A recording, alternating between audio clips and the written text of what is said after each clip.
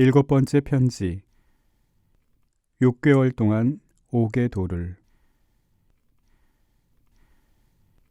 도항골에서 1850년 10월 1일 예수 마리아 요셉 지극히 공경하올 르그레주아 신부님께 드디어 오랫동안 소망하던 때가 왔습니다.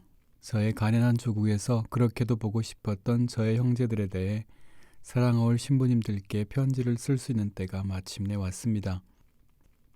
지난해 상해에서 신부님께 편지를 썼을 때 제가 중국에서 드리는 마지막 편지라고 말씀드렸습니다. 또 다가오는 겨울에 조선에 들어가기 위한 탐험을 다시 시도할 것이라고 말씀드렸습니다. 이 마지막 탐험은 지루하고 길었습니다. 이전의 여행들에 비하여 필요한 방비가 더욱 부족함을 뼈저리게 느꼈습니다. 희망은 훨씬 더 적어 보였습니다마는 그럴수록 저는 내적으로 더욱 큰 신뢰를 불러일으켰습니다.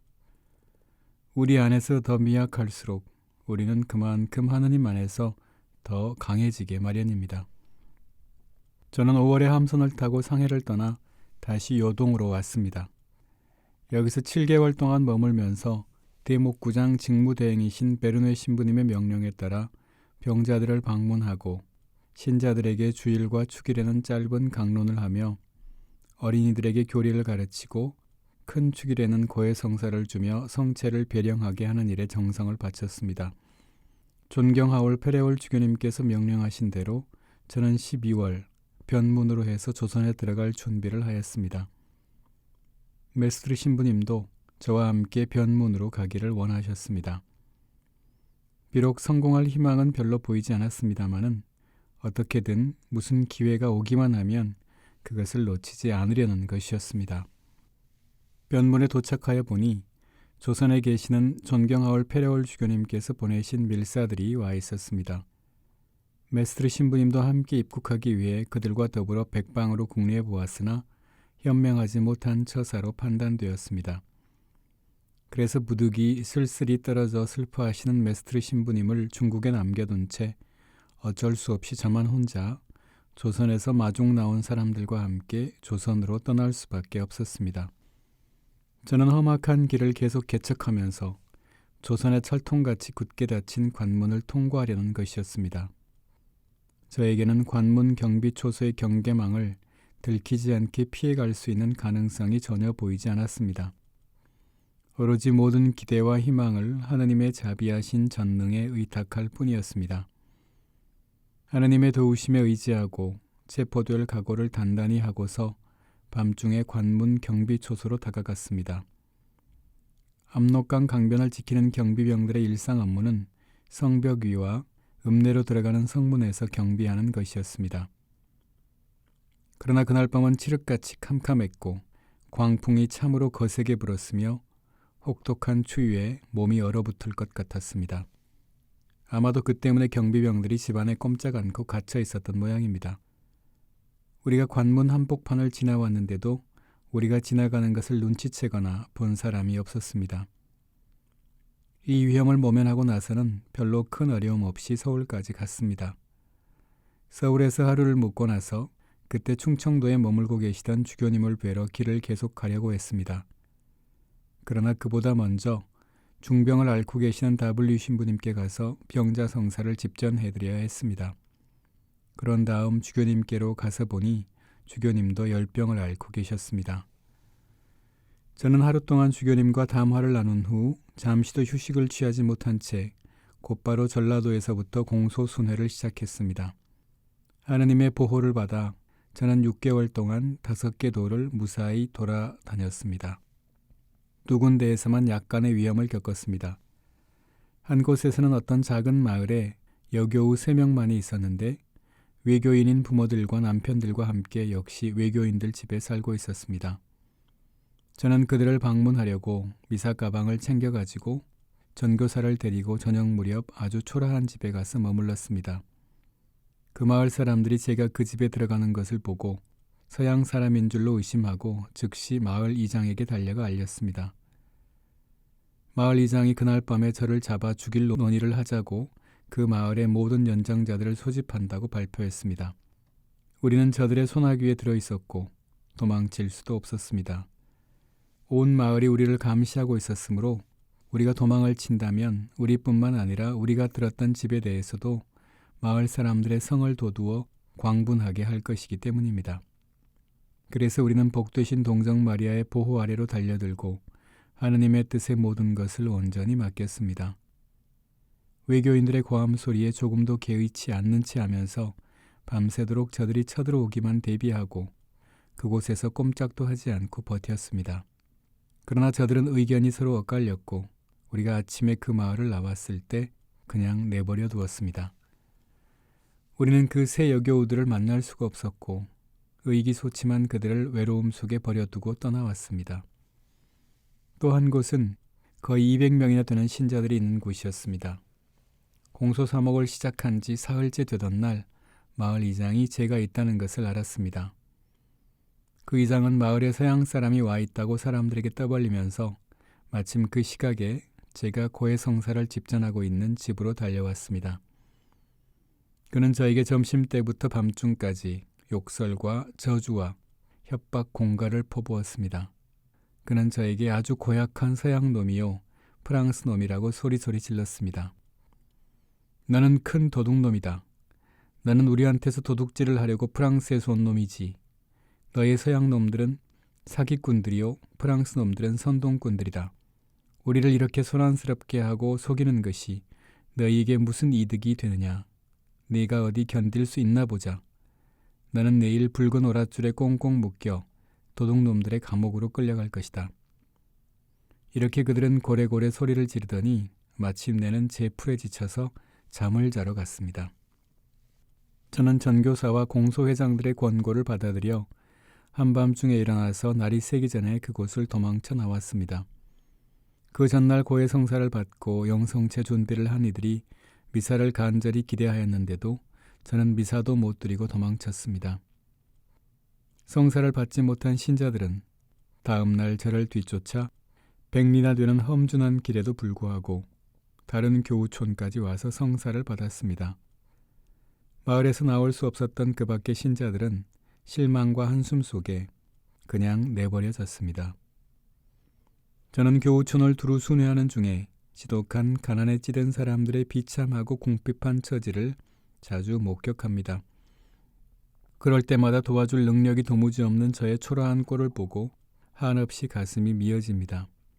저들은 포악한 조정의 모진 학정 아래 온갖 종류의 가렴 주구에 시달리고 있습니다. 얽히고 설켜서 도저히 헤어날 수 없는 비참한 공경에 빠져도 손가락 하나 옴짝달싹할 수 있는 자유조차 없습니다. 동포로부터 오는 박해, 부모로부터 오는 박해, 배우자로부터 오는 박해뿐 아니라 친척들과 이웃들로부터도 박해를 받습니다.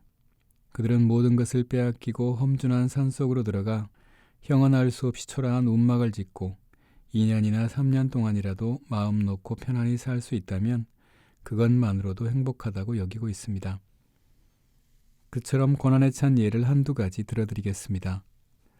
어떤 양반집 출신의 처녀가 15살에 천주교에 대한 이야기를 들었습니다. 그 처녀는 천주교를 봉행할 마음이 간절하나 자기 아버지 집에서는 종교를 실천할 수가 없기 때문에 집에서 도망쳐 나와 교우들을 찾으러 가던 도중 길에서 어떤 외교인 남자에게 납치를 당하여 억지로 그의 아내가 되었습니다. 그 납치자의 집에서 12년 동안 살았으나 자기 부모한테도 어느 교우한테도 아무런 소식을 전할 수가 없었습니다. 언제나 다시 도망할 궁리를 하고 있었으나 어디로 도망가야 피신처를 구할지 몰랐고 또 도망치다가 다른 납치자의 손에 떨어질 위험도 있었습니다. 우연히 교우 하나가 어떤 외교인 친구가 이 여인에 관하여 하는 말을 들었습니다. 그래서 그 여인의 친척으로 가장하여 그 여자를 찾아가서 여러 가지로 위로해주고 천주교 교리와 기도문을 배우라고 책 몇 권을 구해주었습니다. 그러나 그 여자에게 성사를 받게 할 방법은 없었습니다. 저는 또 양반집 출신인 안나라는 여교우 한 사람을 보았습니다. 그 여자는 19년 동안 철저한 외교인 집안에 갇혀 지내면서 신자들과 연락을 하지 못했고 따라서 성사를 받지 못한 채로 지냈습니다. 바로 올해 그 여인은 친척되는 어떤 신자에게 소식을 전할 수가 있어서 이 신자가 안나를 찾아가서 대화를 할 수 있었습니다. 그때 저는 안나가 사는 집에서 50리 떨어진 공소집에 있었습니다. 그 신자가 저를 찾아와서 안나가 얼마나 열심하고 또 얼마나 간절하게 저를 기다리며 또 철저한 외교인 집안에서 얼마나 처량한 처지에 있는지를 얘기해 주었습니다. 마을 전체가 온갖 미신을 숭상하는 곳에서 그렇게 오랜 세월 동안 혼자서 신자의 본분을 조금도 골한 적이 없었답니다. 끊임없이 성사 받기를 간절히 원하며 자기에게 사제를 보내주시기를 하나님께 줄기차게 애원하여 기도하였답니다. 안나는 외로움을 달래느라고 가끔 유럽에서 생산된 자그마한 천 조각을 집어들고 들여다보면서 유럽과 선교사 신부님들을 생각하곤 하였답니다. 그 물건이 유럽에서 운반되어 온 것이니만큼 머지않아 선교사 신부님들도 다시 올 것인즉 언젠가는 신부님을 다시 만날 수 있을 것이라고 말하면서 스스로 위로했답니다. 저는 이 말을 듣고 크게 감동하여 그냥 참고 지낼 수가 없었습니다. 비록 이 충실한 여교우에게 가까이 가서 성사를 집전해 줄 수 있는 가능성이 전혀 보이지 않았으나 저는 온전히 하느님의 자비를 의지하고 안나의 진심을 신뢰하였습니다. 지극히 착하신 하느님과 복되신 동정 마리아께서 마침내 간절한 안나의 애원을 불쌍히 여기시어 그처럼 충실한 당신의 여종에게 고해 성사와 영성체를 집전해 줄 수 있는 방법을 알려주시리라고 희망했습니다. 그래서 저는 이 세상에서 우리의 유일한 위로인 성체를 모시고 저에게 안나 얘기를 들려준 그 신자를 데리고 허둥지둥 서둘러 안나가 사는 마을로 달려갔습니다. 그 마을 전체가 외교인들이었고 그 집안 식구들도 모두 외교인들이었습니다. 그런즉 고해소를 꾸밀 곳도 마땅치 않았고 성체를 안치할 만한 마땅한 장소가 있을 리가 없었습니다. 저는 마치 길 가다가 피곤하여 노독을 풀고 뜨거운 햇볕을 피하기 위해 잠깐 쉬는 것처럼 강가의 나무 그늘에 앉아서 기다렸습니다. 그러는 한편 그 여인을 상면할 만한 장소를 찾을 수 있는지 알아보도록 동행해온 그 신자를 정탐으로 보냈습니다. 그 신자가 안나의 집에 들어가 보니 그 집의 남자들은 모두 밭에 나가서 집안에는 어른이 아무도 없고 안나 혼자 자기 딸과 어린아이 몇 명과 함께 있었습니다. 그 신자는 그 열심한 여교우가 성찰한 것을 적은 쪽지를 저에게 가져왔습니다. 저는 앉은 자리에서 그것을 읽고 즉시 안나의 집으로 들어가 안나를 바깥 사랑방으로 불러내어 재빨리 사제경을 염해주고 성체를 영해준 다음 도망치다시피 나왔습니다. 아주 홀가분한 마음으로 하느님께 최상의 감사를 드리면서 빠져나왔습니다. 보시는 바와 같이 우리는 거룩한 우리 종교를 실천할 수 있는 자유가 조금도 없습니다. 사방의 궁핍투성이요 사방의 투쟁뿐입니다. 우리는 마치 큰 죄나 저지르는 듯이 항상 전전긍긍 떨고 있으며 사람들은 공연히 우리를 미워하고 흉악범들처럼 멸시합니다. 만일 누가 신앙을 받아들이기만 하면 그 즉시 온 가족과 친척들과 이웃 사람들이 벌떼같이 들고 일어나 공격하고 그를 가장 부도덕한 자로 여겨 저주합니다. 온갖 방법으로 못살게 괴롭힙니다. 결국은 그를 멀리 쫓아내고 다시는 자기 동족들 가운데 발을 들여놓지 못하게 합니다. 특히 양반들은 그들 중에 누가 신앙을 받아들이게 되면 그 사람을 더욱 격렬하게 핍박합니다. 가족 중에 어떤 이가 천주교 신자라는 것이 세상에 알려지면 그의 가문 전체가 불명예로 낙인 찍히고 그 집안의 모든 영광과 모든 희망이 걸려있는 양반의 칭호를 박탈당하게 됩니다. 이것이 많은 신자들에게 크나큰 악표가 되어 걸려 넘어지게 합니다. 왜냐하면 그들은 기회가 오면 그리스도의 십자가와 치욕 속에서 영광을 찾기보다는 헛된 칭호를 누리기를 더 원하기 때문입니다. 특히 어떤 품계에 오르면 악표의 바위가 더욱 단단해집니다. 어떤 신입교우가 최근에 신구들의 영향력으로 오품 관직에 올랐는데 그로서는 이 승진을 위해 손을 쓴 일이 없었습니다. 이처럼 본인은 아무런 공로도 없고 한 번도 청하지 않았는데 순전히 친척이나 지인들의 영향력만으로 관직을 얻는 일이 흔히 있습니다. 그런데 그 관직이 어떤 경로로 내려졌든지 간에 반드시 수락해야 합니다. 만일 사양했다가는 철저히 망신을 당하거나 죽음까지 당하는 수가 있습니다. 지금 이 신입교우는 신앙을 잃어버릴 크나큰 위험에 처했습니다. 오래지 않아 그 사람은 어떤 도나 큰 도시의 관장으로 발령이 날 것입니다. 그런데 그가 이 관장의 직책을 받아들이면 미신적인 의식에 자주 참여하지 않고서는 그 직분을 수행하지 못할 것입니다. 또 만일 그 관직을 수락하지 않으면 반역자로 몰릴 것입니다. 그렇게 되면 그는 죽을 위험에 처하고 그의 가족은 큰 환난에 휘말릴 위험에 빠집니다. 양반집 부녀자들의 처지는 더욱 비참합니다. 여자들은 자기 집 문 밖으로는 한 발자국도 나가지 못합니다. 아주 가까운 친척이 아니면 어느 누구도 마주 보아서는 안 됩니다. 낯선 남자에게 한 번만이라도 얼굴을 보이게 되면 큰 죄악으로 돌립니다. 과부가 되면 비록 혼인한 지 하루 만에 남편을 잃었다 하더라도 본인이 원하든 말든 상관없이 반드시 수절을 해야 합니다. 만일 재혼하려고 하면 자기 자신은 물론이고 그녀의 불명예로 말미암아 온 가문에게도 망신이 됩니다. 그렇기 때문에 과부들도 같은 예절을 지켜야 하며 더 자유롭지 못합니다. 그래서 여자들은 항상 밤에 성사를 받으러 옵니다. 이렇게 여자들이 밤길을 다니는 모험 중에 얼마나 많은 비극을 당할 위험이 있는지 모릅니다. 한 번은 두 여인이 공소순회하는 사제한테 가려고 집을 나섰습니다. 길을 잘 모르는데 공교롭게도 그날 밤은 칠흑같이 어두운 밤이었습니다. 그들이 집을 떠난 지 조금 후 길을 잃어버렸고 밤새도록 길 아닌 험한 곳을 헤맸습니다. 이렇게 암흑 속에서 방황하는 동안 폭포 같은 소나기가 쏟아졌습니다. 몸이 흠뻑 젖어 춥고 떨리기 시작했습니다. 기진맥진하여 더 이상 걸어갈 수조차 없었습니다. 하는 수 없이 시어머니와 며느리인 두 여인은 땅바닥에 털썩 주저앉아서 온몸을 서로 꼭 껴안음으로써 체온을 간신히 유지하였습니다. 그 두 여인은 새벽녘이 되자 간신히 길을 찾아 집으로 돌아갔습니다. 알고 보니까 자기 집에서 불과 10리밖에 안 되는 곳에서 이런 고생을 한 것이었습니다. 이런 고생을 하면서라도 성사를 받을 수 있기만 하면 그래도 다행으로 여깁니다. 외교인 부모나 남편의 슬하에 있는 여교우들은 대개가 성사를 받으러 나설 수 있는 방법이 전혀 없습니다. 그래서 항상 성사를 갈망하는 마음으로 애만 태웁니다. 어느 때가 되어야 저렇게도 천상 음식에 굶주린 영혼들을 실컷 먹일 수 있겠습니까? 단 한 번이라도 사제의 얼굴을 보면 그것이 큰 은총입니다. 더 자주 그러한 은혜를 받기 위해 이틀이나 사흘 길을 걷는 것쯤은 오히려 수월하게 여깁니다.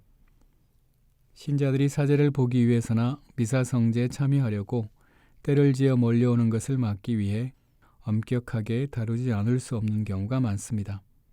그러나 이 명령을 위반하는 신자들에게 아무리 벌을 내려도 신자들은 이 벌을 별로 두려워하지 않습니다. 이 점에 대해서는 막무가내로 순명하지 않습니다. 우리가 어떤 교우촌에 도착하면 어른이고 아이고 남녀노소 구별 없이 모두 새 옷으로 갈아입고 신부님께 인사를 드리려고 한꺼번에 몰려옵니다. 그리고 사제가 그들의 인사를 받지 않고 조금이라도 지체하면 그들은 참지 못하고 안절부절 못합니다. 그들은 공소회장들을 연방 들여보내 어서 인사를 올리고 사제의 축복을 받을 수 있게 해달라고 졸라댑니다. 교우촌을 떠날 때에는 우리가 여행할 옷차림으로 갈아입을 때부터 공소집 전체가 울음바다가 되고 탄식 소리로 진동합니다. 어떤 이들은 저를 못 떠나게 붙들려는 듯이 옷소매를 붙잡고 어떤 이들은 제 옷깃에 그들의 애정의 정표를 길이길이 남기려는 듯이 제 옷자락을 눈물로 적십니다. 그들은 저를 따라 나서서 제가 멀리 사라져 보이지 않을 때까지 지켜보며 돌아가려고 하지 않습니다. 어떤 때에는 좀 더 오랫동안 제 뒷모습을 지켜보기 위해 야산 등성이에 올라가기도 합니다. 한 번은 한 공소에서 다른 공소로 가야 했습니다. 제가 지나가기로 예정되었던 길 근처에 사는 신자들이 와서 자기들 마을에 잠시 들러달라고 간절히 청했습니다. 저는 그들의 간청에 감동하여 소원을 들어주마고 약속했습니다. 그들 마을에 도착해 보니 그 근방에 사는 신자들이 모두 다 모여서 더할 수 없이 기뻐하는 것이었습니다. 그 중에 한 사람은 15리나 떨어진 곳에서 왔습니다. 그 사람은 제가 그곳을 지나간다는 소식을 듣고서 자기 집을 비워두고 아내와 10살쯤 되는 아들을 데리고 길도 없는 험한 산을 넘어 저를 만나러 왔던 것입니다. 만일 또 한 사람의 프란치스코 사베리오 성인이나 베르나르도 성인이 여기 나타나신다면 저렇게도 빈궁한 이들한테서 얼마나 큰 열정으로 환영받겠습니까? 제 마음을 극도로 아프게 하는 문제가 또 한 가지 있습니다. 신자들 중에 불타는 열성을 가진 많은 처녀들이 하느님을 더욱 순수하고 더욱 열렬히 섬기고 싶어서 평생토록 동정을 지킬 작정을 하는 사례가 흔히 있습니다. 그러나 이 나라의 법률과 풍속은 이 천사적인 정결의 덕행을 변호해주거나 보호해주지 못합니다. 조선 백성은 누구나 할 것 없이 동정 생활을 불효로 매도합니다. 모든 이가 정결을 지키는 삶을 순전히 기만적인 위선에 불과한 것으로 야유합니다. 신자들을 반역도당으로 여겨 누구든지 마음대로 핍박할 수 있고 가장 천한 백성까지도 천주교 신자를 마구 박해합니다. 신심 깊은 열심한 여인이라도 결혼하지 않고 남편이 없으면 외교인들에게 납치될 위험이 있고 따라서 그들의 영원한 구원을 위태롭게 할 염려가 있습니다. 그래서 동정생활을 찬양하는 설교자인 우리 사제들이 어쩔 수 없이 결혼을 권유하거나 강제로 명령하는 자가 되어야 할 지경입니다. 제가 방금 말씀드린 것을 더 잘 설명할 만한 이야기를 하나 하겠습니다. 바르바라라는 처녀가 있었는데 오빠가 8명이 있는 막내딸이었습니다. 그런데 다른 오빠는 다 죽고 오빠 둘만 남았습니다. 바르바라는 7살에 책을 읽을 줄 알게 되었는데 그때부터 동정을 지키기로 작정하였습니다. 하루는 올케가 옷 한 벌을 지으면서 바르바라에게 말했습니다. 이 옷은 아가씨 옷입니다. 아가씨 혼인날에 입으실 거예요. 이 말을 들은 바르바라는 즉시 집안의 가장 으슥한 곳으로 피해가서 눈물을 펑펑 쏟았습니다. 그의 어머니가 달래면서 너를 절대로 시집 보내지 않겠다고 약속을 한 다음에야 간신히 바르바라를 달랠 수 있었습니다. 바르바라가 11살 되던 해 어느 날 자기 방벽에 글 몇 줄을 써놓고 나서 책 2권과 쌀 얼마를 싸가지고 몰래 빠져나가 같은 또래의 소녀 한 명과 함께 밤중에 깊은 산속으로 도망갔습니다. 아침이 되어 부모들이 깨어나 바르바라가 보이지 않자 찾던 중에 벽에서 바르바라가 직접 손으로 써붙인 쪽지를 발견하였습니다. 거기에 이렇게 쓰여 있었습니다. 사랑하올 부모님, 저를 당신의 자식으로 생각하지 마시고 동정성모 마리아의 딸로 생각하십시오. 이 세상의 삶은 짧습니다. 모든 것이 헛되고 허망합니다. 우리 힘만으로는 아무것도 할 수 없지만 하느님과 함께라면 무엇이든지 할 수 있습니다. 하느님께서 당신께 의탁하는 자를 영원히 내버려 두지 않으십니다. 저를 찾지 마십시오. 제가 어디에 숨어 있는지 무엇을 하는지 걱정하지 마십시오. 집사람들이 사방으로 찾아다니다가 사흘 만에 어느 굴 속에서 바르바라를 발견하였는데 그곳은 거의 아무도 접근할 수 없을 만큼 험준한 곳이요 사나운 짐승들이나 출몰할 만한 곳이었습니다. 겨우 10살 지난 어린 바르바라는 그 굴 속에서 편안하게 책을 읽기도 하고 기도하기도 하며 자기 동물을 가르치기도 하고 끝까지 마음 변하지 말자고 권면하기도 하며 지내고 있었습니다. 그리고 이따금씩 굴에서 나와 풀뿌리를 캐어 연명하고 있었습니다. 바르바라는 그 황량한 곳에서 더할 수 없는 즐거움을 한껏 맛보고 있었습니다. 그와 같은 행복이 뜻밖의 오빠가 나타남으로 해서 한꺼번에 무너졌습니다. 오빠가 오는 것을 보고 호랑이를 본 것보다 더 무서워하였습니다. 바르바라는 자기가 갈망하는 낙원에 그대로 남아있으려고 온갖 노력을 다하였습니다. 오빠는 동생을 타이르고 달래고 엄포하였습니다. 그러나 바르바라는 끌려가지 않으려고 작은 몸뚱이에 온 힘을 기울여 안간힘을 쓰며 발버둥을 쳤습니다. 그러나 결국 오빠의 힘에 져서 아버지의 집으로 끌려갔었습니다. 바르바라를 보고 어머니가 소리소리 질렀습니다. 아니 도대체 이게 무슨 짓이냐? 어떻게 그리 어리석은 짓을 한단 말이냐? 너는 마귀한테 놀림을 당하는 것이 틀림없다. 어떻게 너 같은 어린애가 호랑이도 무섭지 않고 굶어 죽는 것도 겁이 안 난단 말이냐 하고 나무랐습니다. 그러니까 바르바라는 어머니 걱정 마세요. 하느님께서는 당신께 의탁하는 사람들을 내버려 두지 않으셔요 하고 대답했습니다. 그때부터 바르바라는 일주일에 2번씩 금식제를 지키고 고기와 생선 같은 것들은 전혀 입에 대지도 않았습니다. 사순절 동안에는 하루에 한 끼만 약간의 음식을 먹었습니다. 기도하는 정신이 결코 중단된 적이 없었습니다. 집안일을 할 때나 들일을 할 때나 항상 기도하기를 그치지 않았습니다. 조선에서는 일상 기도문이 짧지 않은데 바르바라는 그것을 모두 암송하였습니다. 또한 교리문답책과 신자 교리책, 그리고 성녀 바르바라, 성 베드로와 성 바오로의 성인전 및 조선의 여러 순교자들의 행적과 그 밖에도 조선 사람들이 고상하고 신심 깊게 언문으로 쓴 다른 작은 신심서들도 암송하고 있었습니다. 아무도 바르바라가 성을 내거나 짜증을 부리는 것을 보지 못하였습니다. 그리고 아이고 더워 죽겠다. 아이고 추워 죽겠다. 웬 바람이 이렇게 세게 부나. 웬 비가 이다지도 쏟아지나 하는 소리와 이와 비슷한 다른 말은 자연스러운 감탄사지만 이런 말이 바르바라의 입에서 나오는 것을 아무도 듣지 못하였습니다. 부모로서는 바르바라에게 종교일이거나 세속일이거나 무엇을 명령하거나 권고하거나 지시할 필요가 전혀 없었습니다. 언제나 부모의 뜻을 미리 알아차리고 모든 사람이 만족할 만큼 모든 일을 잘해내는 것이었습니다. 어머니는 언제나 바르바라의 과도한 열성과 지나친 육체노동을 억제하려 하였습니다. 그러면 바르바라는 시간이 짧습니다. 아직 시간이 있을 때 활동해야 합니다. 이 육체는 머지않아 구더기의 양식이 될 것입니다. 이런 육신을 아껴서 무슨 소용이 있겠습니까? 살아있는 동안 힘껏 일해야 합니다. 라고 대답하곤 했습니다. 병에 걸렸을 때도 신심 수업이나 고신 극기를 조금도 변함없이 실천했습니다. 사흘거리로 학지를 앓을 때에도 결코 자리에 누워있으려고 하지 않았습니다. 너무 그렇게 육신을 학대하지 말라고 어머니가 꾸중을 하면 바르바라는 우리 힘만으로는 아무것도 할 수 없으나 하느님께 의탁하면 모든 것을 다 할 수 있습니다. 라고 대답했습니다. 바르바라가 그렇게 고신극기하고 힘든 일로 몸을 학대하면서 어떻게 생명을 유지하고 살아갈 수 있는지 모든 사람이 도무지 이해할 수 없었습니다. 그런데도 바르바라는 자기 동료들 중에서 가장 건강하고 용모가 아름다웠습니다. 바르바라가 14살 났을 때 처음으로 고해성사를 받을 수 있었습니다. 그 이전에는 고해사제를 만날 기회가 없었기 때문입니다. 그때 고해사제께 동정을 지키려는 결심을 말씀드렸습니다. 고해사제는 그러한 신분에 따르는 위험을 설명해 주면서 그러한 계획을 만료하며 결심을 바꾸어 결혼을 하라고 명령까지 했습니다.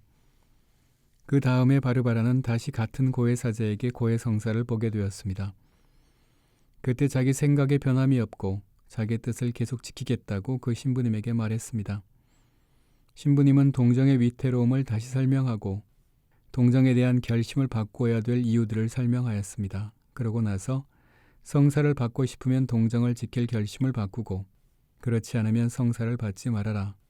이 두 가지 중에 한 가지를 선택하라고 말하였습니다. 바르바라는 신부님의 말씀을 잘못 알아듣고 신부님이 내세운 조건을 충실히 지키지 못하고 성사를 받았습니다. 그러나 고해사제가 제시한 내용을 나중에 곰곰이 생각해보고 나서야 자기가 잘못 알아들은 줄을 깨달았습니다. 그래서 슬피 통곡하였는데 아무도 달랠 수가 없었습니다. 바르바라가 16살이 되던 해에 어떤 외교인한테서 청혼이 들어왔습니다. 이 외교인은 목적을 달성하기 위해서 합법적인 방법을 모두 동원했으나 실패로 돌아가자 하는 수 없이 바르바라를 강제로 납치해 가려고 했습니다. 바르바라의 부모와 오빠들은 엉뚱하게도 갖은 비방과 행패로 수모를 당했습니다. 궁지에 몰린 부모와 오빠들은 바르바라의 결심을 꺾기 위하여 온갖 방법을 다 썼습니다. 네가 결혼하는 것이 하느님의 뜻임이 분명하다. 그러니 제발 이웃 신자 청년과 결혼하는 것을 동의해라고 타일렀습니다. 그러나 헛수고였습니다. 바르바라의 결심은 확고부동하고 요지부동이었습니다. 오히려 아버지와 오빠들의 겁이 많음을 비난하였습니다. 만일 오빠들이 저 외교인들의 핍박에서 저를 보호해 주실 수 없거나 보호해 줄 마음이 없다면 저를 내버려 두세요. 저 혼자 어디든지 갈 테니까요. 그러면 하느님께서 저와 함께 계실 것입니다. 라고 말하였습니다. 어느 날 외교인들이 납치하려고 쳐들어오자 바르바라는 산속으로 달아나 숲을 속에 숨었습니다. 납치하러 온 자들은 바르바라를 찾아내지 못하자 아버지와 오빠들에게 분풀이로 행패를 톡톡히 부리고 갔습니다. 욕설과 행패를 견디다 못한 한 오빠가 바르바라를 찾으러 나섰습니다. 그 오빠는 밤새껏 큰 소리로 바르바라를 불렀습니다. 바르바라는 오빠의 목소리인 줄을 잘 알았지만 오빠가 배반할까 봐 못 믿어와서 숨은 데서 감히 응답하려 하지 않았습니다. 다음날 아침 오빠가 다시 바르바라를 부르면서 찾아 나섰습니다. 바르바라가 숨은 곳에서 나와서 오빠를 위로했습니다. 바르바라가 혹시 호랑이한테 잡혀 먹히진 않았을까 하여 밤새도록 걱정하였던 오빠는 바르바라가 눈앞에 나타나자 기쁨에 겨워 눈물을 흘렸던 것입니다. 이슬에 흠뻑 젖은 바르바라가 오빠의 인도로 근심에 잠겨있는 어머니 앞에 나타났습니다. 바르바라는 밝은 낯으로 명랑하게 어머니 왜 근심하십니까? 지극히 선하신 하느님께서 보호하시어 모든 것이 다 잘 되어 나갈 거예요. 저는 아무 탈 없습니다. 하고 말하였습니다. 바르바라는 그런 후에도 한 번 더 산으로 도망가서 위험을 모면해야 했습니다. 마침내 바르바라는 모든 것을 버리고 부모와 오빠들과 함께 다른 고장으로 이사하였습니다. 이런 여러 가지 핍박을 당한 후 바르바라는 훨씬 더 무서운 시련을 겪어야 했지만 그의 항고한 결심은 더욱 굳어질 뿐이었습니다. 세 차례나 고해소에 들어갔다가 성사를 거절당하고 네 번째 고해소에 들어갔으나 또 그냥 쫓겨나왔습니다. 주교님께서 바르바라를 여러 차례 부르셨습니다. 다르기도 하시고 권고도 하시며 위협도 하셨으나 바르바라가 듣지 아니하므로 마침내 바르바라와 그의 부모들에게 성사를 받지 못하도록 성사 금지의 처벌을 내렸습니다. 이 모든 장애에도 불구하고 바르바라의 결심은 흔들리지 않았습니다. 나날이 더욱 열렬하고 더욱 굳세어져서 어떤 때는 자기의 가혹한 시련이 야속하여 눈물을 펑펑 쏟기도 하고 자기의 가련한 신세가 서글퍼 흐느껴 울기도 하면서 날마다 고신극기를 배가하였습니다. 저녁이 되면 혼자서 집을 나가 호랑이를 만날 것도 무서워하지 않고 호젓한 개울가로 가서 기도로 밤을 새우곤 했습니다. 저는 저의 관할구역 교우촌을 순회하다가 바르바라가 사는 마을 근처를 지나가게 되었습니다. 저는 저의 전교사 레오의 집에서 잠시 동안 쉰 다음 기운을 차려 다시 공소 순회를 시작할 예정이었습니다. 그런데 바르바라는 그곳에서 한 마장밖에 떨어지지 않은 곳에 살고 있었습니다. 바르바라는 제가 도착했다는 말을 듣자마자 기쁨에 넘쳐 저를 보려고 단숨에 달려왔습니다. 그러고서는 저의 시중을 들기 위해 레오의 집에 머물렀습니다. 그리고 저를 본 후에는 성사를 받을 방법 외에는 다른 것은 전혀 생각하지 않았습니다. 그런데 윤리적으로 말하면 그것은 불가능한 일이었습니다. 그곳은 제 관할구역 밖이었고 따라서 저는 그 여자에 대한 관할권을 갖고 있지 않았습니다. 거기에다 그 가엾은 처녀는 주교님이 내리신 성사금지 처벌을 받고 있었기 때문이었습니다. 저의 설명을 들은 바르바라는 한잠도 자지 못하고 밤새 뜬 눈으로 세웠습니다. 바르바라는 자기의 양심을 성찰하여 자기가 범한 죄를 적은 쪽지를 동무들에게 보여주면서 대관절 이 죄들을 어떻게 하면 용서받게 될까 하고 한탄하였습니다. 또 병들어 앓고 있는 한 친구에게는 나도 너처럼 병들어 앓기나 했으면 신부님이 나에게도 성사를 주시련만 하고 부러워하였습니다.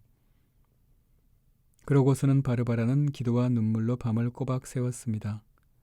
날이 새자 바르바라는 갑자기 끙끙 앓기 시작했습니다. 그 전날에는 산꼭대기에서 여기저기 뛰어다니며 힘든 일을 하던 그녀가 오늘은 도저히 감당할 수 없는 고통 중에 자리에 눕게 된 것이었습니다. 불가피한 상황이니만큼 저는 이날 바르바라에게 고해 성사를 주고 다음 날에는 성체를 받아 모시게 해주지 않을 수가 없었습니다. 바르바라는 심한 고통 중에서도 쉴 새 없이 주 예수 그리스도와 동정 성모 마리아의 이름을 불렀습니다. 주위에 있는 사람들이 바르바라에게 죽음이 임박한 줄로 여기고 병자 성사를 받으라고 권했습니다. 그러나 바르바라는 아직은 그리 서두를 것 없다고 대답하며 자기 집으로 데려다 달라고 말했습니다. 하루가 지난 다음 저는 전교사를 바르바라에게 보내어 병자 성사를 받아야 할런지 살펴보고 또 권유도 하도록 하였습니다. 이번에도 바르바라는 다시 미루었습니다. 그날 밤 바르바라는 곁에 둘러있는 사람들에게 신부님을 모셔다 달라고 청하였습니다. 그러나 사람들은 아직은 급박하지 않고 임종이 가깝지 않으며 틀림없이 이튿날까지 죽지 않고 견딜 것이니 신부님을 모셔올 때가 아니라고 생각했습니다. 바르바라는 이렇게 대답했습니다. 그렇군요. 이렇게 캄캄한 밤중에 그 험한 길을 걸어오시도록 하는 것은 신부님께 너무나도 번거롭게 구는 짓임을 저도 잘 압니다. 신부님께 그다지도 큰 불편을 끼쳐드려서 정말 죄송해요. 그렇지만 신부님을 꼭 배워야 할 급한 일이 있으니 귀찮게 여기지 마시고 하느님의 사랑을 위하여 신부님을 모셔다 주세요. 저는 곧 바르바라에게로 가서 고해 성사와 병자 성사를 집전해주고 또 임종자를 위한 성모 청원 미사를 드렸습니다. 죽음을 맞이하는 바르바라는 사람들에게 자기의 몸을 깨끗이 씻겨주고 명절 옷으로 갈아입혀서 공소집으로 데려다 달라고 청했습니다. 바르바라는 놀랍게도 무릎을 꿇고 노자성체를 영하는 것이었습니다. 바르바라는 그날도 하루 종일 몹시 앓았으나 정신은 조금도 흐리지 않았습니다. 그리고 죽음을 더 잘 준비할 수 있도록 마지막 순간까지 맑은 정신을 보존하게 해주시기를 하나님께 기도하였답니다. 과연 하나님께서 그 청을 들어주시어 평소보다 훨씬 더 맑은 정신을 주셨다고 말하는 것이었습니다. 바르바라는 앉아있을 때나 누워있을 때나 항상 기도 중에 있었습니다. 바르바라는 지금 이 시각에도 하느님과 성모님께서 특별히 베풀어 주신 은혜에 대해 아직도 충분히 감사드리지 못하는 것 외에는 다른 고통은 없습니다. 라고 말하는 것이었습니다. 만일 건강이 회복되면 맨 먼저 무엇을 하고 싶으냐고 물어보는 사람들에게 바르바라는 저는 이 병든 육체를 떨어버리고 하늘에 계신 천상 아버지께로 가서 제가 마땅히 드려야 할 감사를 드리는 것 외에 다른 원이 없어요 라고 대답했습니다. 저는 바르바라에게 마지막 작별을 하면서 내가 세상을 떠난 후 내 영혼의 안식을 위해 미사를 드려줄 터이니 그 대신 너도 우리 주 예수 그리스도와 복되신 동정성모님 앞에서 나를 기억해다오 라고 말했습니다. 바르바라는 더할 수 없이 평온하고 맑은 얼굴로 그렇게 하겠다고 약속했습니다. 바르바라가 마지막 숨을 거둘 즈음 의원들이 여러 가지 침을 놓고 뜸을 들려고 하니까 바르바라는 저는 지금 숨을 거둘 참인데 이런 치료가 다 무슨 소용이 있습니까? 하고 말하였습니다. 곁에 있던 사람들이 우리 주 예수 그리스도의 거룩한 상처를 생각하고 이런 치료를 참아 받으라고 타일렀습니다. 바르바라는 그 말을 받아서 이 고통이 만일 예수 그리스도를 위한 것이라면 참아 받겠다고 복장하였습니다. 그러고는 십자고상에만 눈을 고정시켜 똑바로 쳐다보면서 의원들이 하는 대로 내맡겼습니다. 바르바라는 전에는 침과 뜸을 맞아본 적이 없었지만 온몸을 마구 찌르는 침과 뜸을 차분하고 평온하게 견디어냈습니다. 바르바라는 구원에 유익한 여러 가지 말로 비애에 젖어있는 부모를 위로하고 삼종 기도를 바쳤습니다.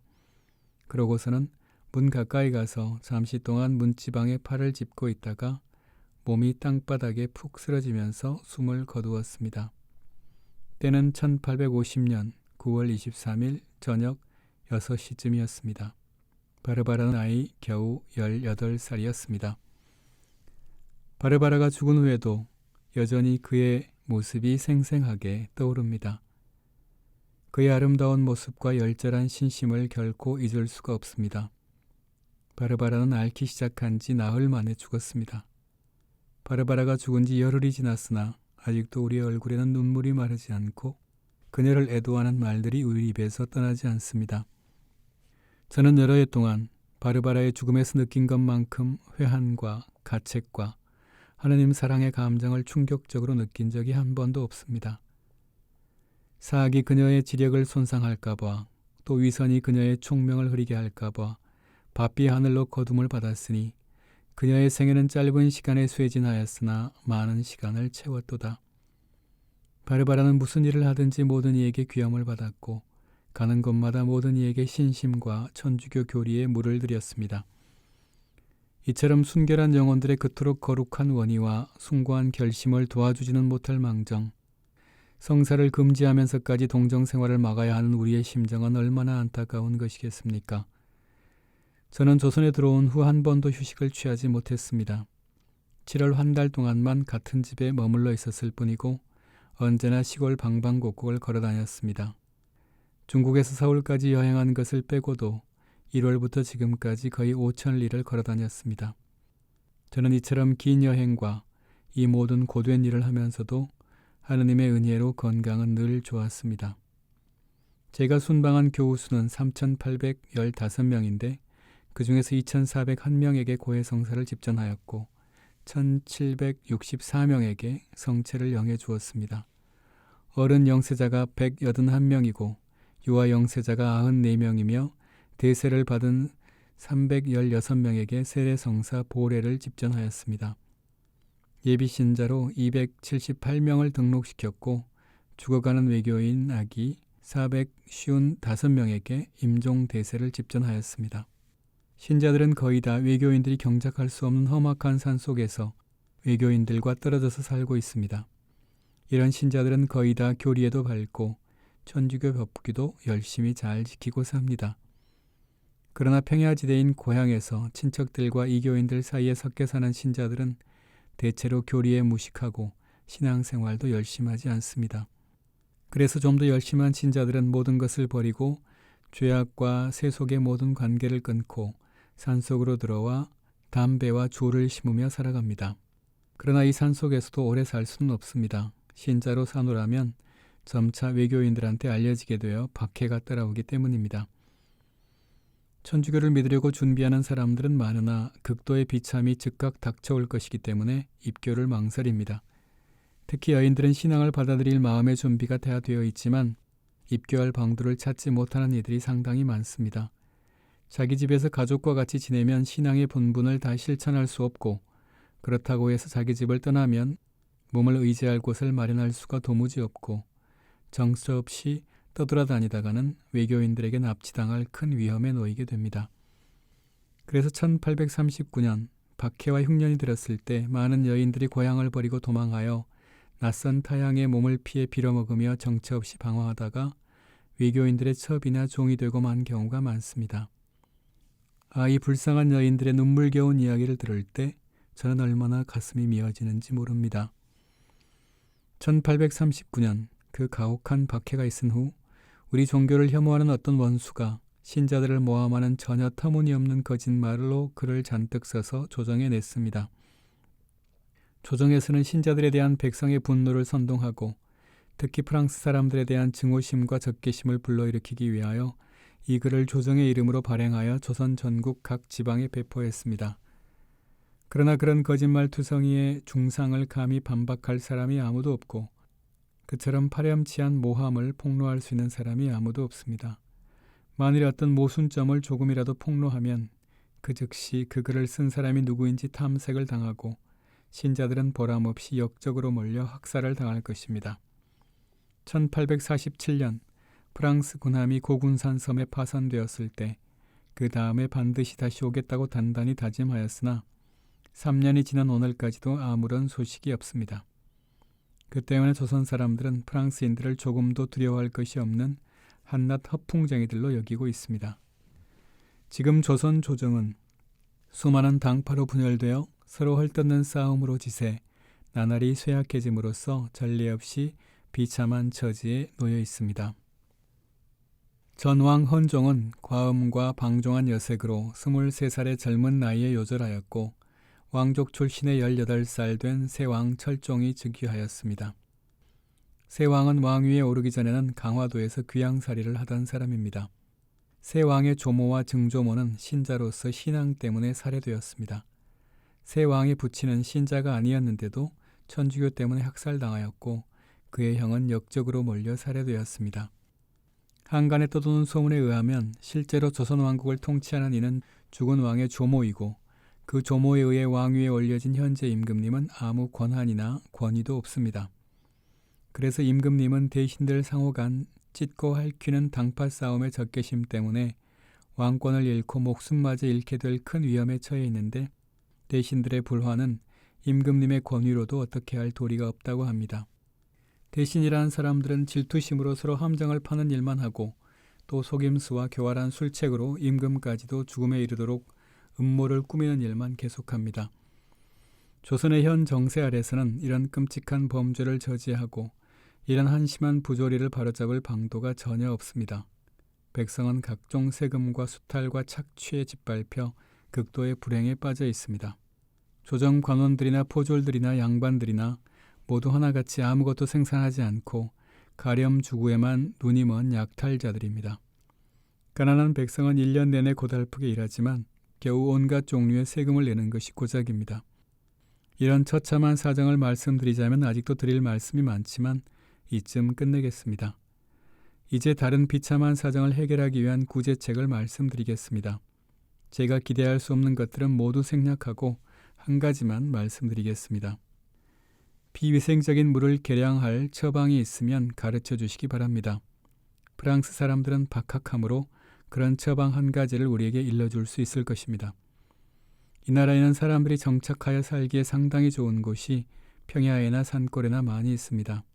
그러나 불행히도 주민들은 실성하거나 간질에 걸리고 피 섞인 가래침이 나오며 몸이 나른해지는 등 여러 가지 병에 걸려 고생하고 있습니다. 제가 보기에 이 모든 질병이 비위생적인 물의 상태와 밀접한 관계가 있는 것 같습니다. 그러니 정수 방법을 알면 분명하게 일러주시기 바랍니다. 또 한 가지 청이 있습니다. 이 청을 신부님께서 들어주신다면 우리 불쌍한 신자들에게 가장 큰 위안을 마련해 주시는 셈이 됩니다. 신자들이 성물을 갖고 싶어하는 욕망이 불같습니다. 상본이나 고상이나 성패를 장만하기 위해서는 아무것도 아끼지 않습니다. 성물을 장만하기 위해 생존에 꼭 필요한 전 재산을 파는 한이 있더라도 무엇이든지 선뜻 다 내놓습니다.